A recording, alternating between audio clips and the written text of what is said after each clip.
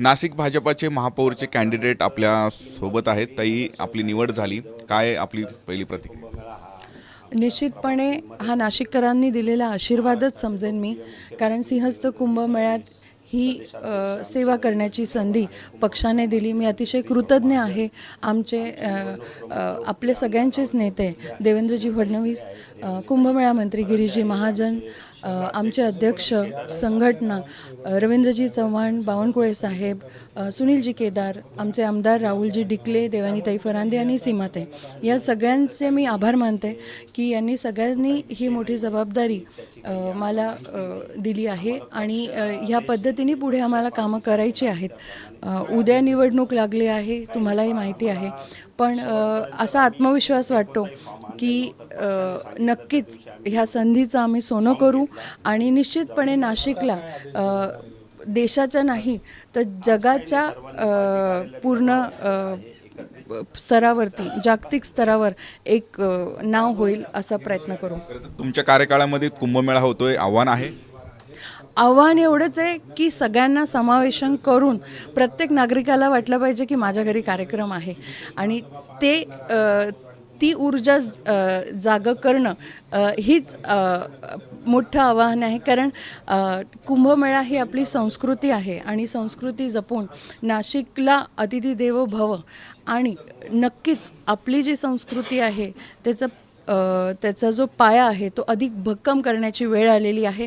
आता आपण बघतोय की जागतिक स्तरावर शहरात आणि आपल्या भारतामध्ये जे काही न्यूक्लिअर फॅमिलीज होत आहेत त्यामध्ये आपली जी संस्कृती ती रुजवण्याचा एक हा उपक्रम आहे आणि त्या दृष्टीने प्रत्येक घराघरामध्ये, प्रत्येक परिवारामध्ये भारतीय संस्कृती आपल्या नाशिक शहरात रुजवली जाईल असं मला वाटतं। उद्या निवडणूक आहे, आज सगळ्या नगरसेवकांना अज्ञातस्थळी घेऊन जात आहेत, काही खबरदारी हे घेतली जाते पक्षाकडून?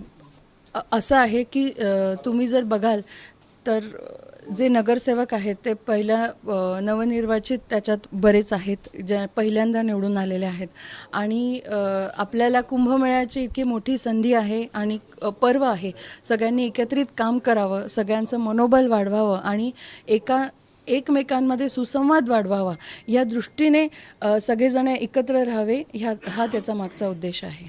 अशा पद्धतीनं ही प्रतिक्रिया आहे। आपल्यासोबत भाजपचे उपमहापौर पदाचे कॅन्डिडेट सुद्धा आहेत। आपल्याला जे उमेदवारी मिळालेली आहे, काय आव्हानं वाढत आहेत, काय पहिली प्रतिक्रिया? सर्वप्रथम मी आमच्या राज्याचे लोकप्रिय मुख्यमंत्री देवेंद्रजी फडणवीस साहेब, आमचे प्रदेशाचे अध्यक्ष रवींद्रजी चव्हाण आहे, आमचे कुंभमेळा मंत्री, कॅबिनेट मंत्री गिरीश भाऊ महाजन, आमचे आमदार राहुल भाऊ डिकले, देवानीताई फरांदे, सीमाताई हिरे, आमच्या शहराचे अध्यक्ष सुनीलजी केदार यांनी सर्वांनी आमच्यावर विश्वास टाकला आज आणि आम्हाला संधी दिली। या संधीचं आम्ही नक्की सोनं करू।